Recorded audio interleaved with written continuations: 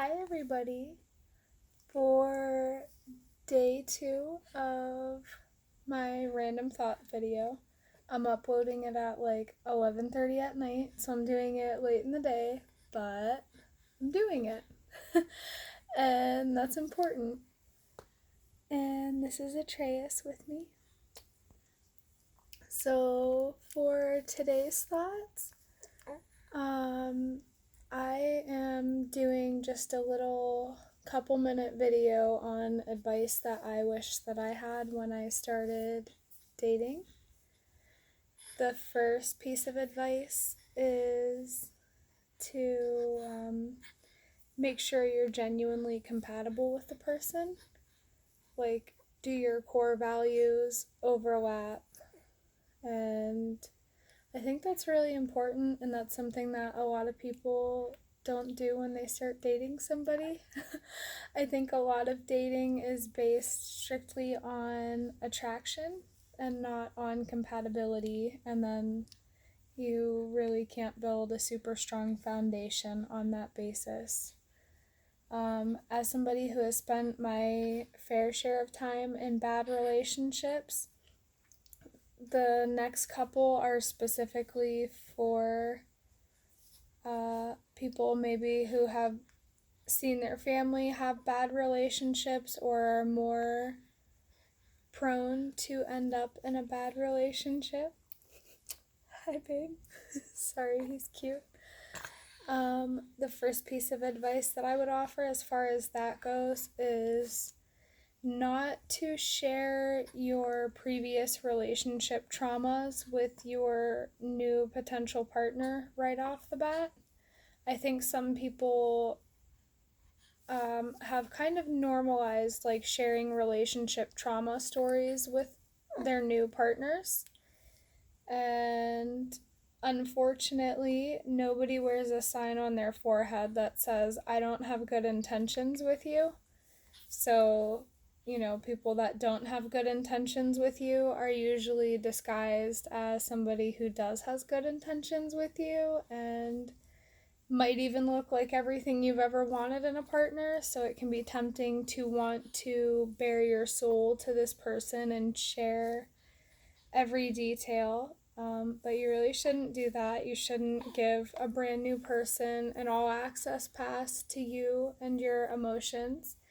And if it is somebody that potentially does not have your best interest at heart, then what you are inadvertently sharing is not like all of the hardships that you've endured in relationships, but rather things that you have been willing to tolerate in relationships in the past. Yes, there is my laundry pile. It needs put away. But you know what? I don't have makeup on, I don't use filters, so here's the uncut version of my house.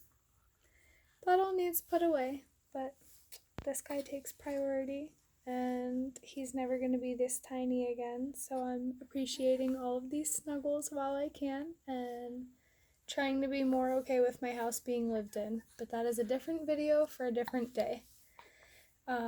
So yeah, you could be inadvertently telling somebody with bad intentions what you are willing to tolerate in a relationship by sharing all of those things. I also do not recommend giving anybody a list of things that you're looking for in a potential partner. Rather, just kind of like see what they do and let them know that you'll let them know if you're liking what you see. If you give somebody a list of things that you're looking for in a relationship, again, if they do not have good intentions with you, you are giving them a list of what they need to pretend to be to wipe you off your feet and potentially have you looking at them through rose-colored lenses, overlooking other things because they just seem like your perfect partner.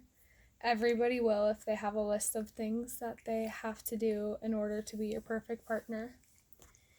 And the last piece of advice I would offer if you are somebody who is more prone to be in a bad relationship or just for anybody, actually, because you don't have to have a family history of bad relationships to end up in one.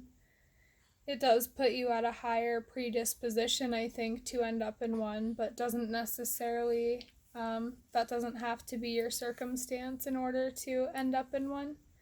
So the last piece of advice that I would offer is possibly the most important piece of advice. Be the partner that you want to have. Do things that you want to attract in a partner. And love yourself. Do not go into it like making self-deprecating jokes about you being like fat or ugly or anything.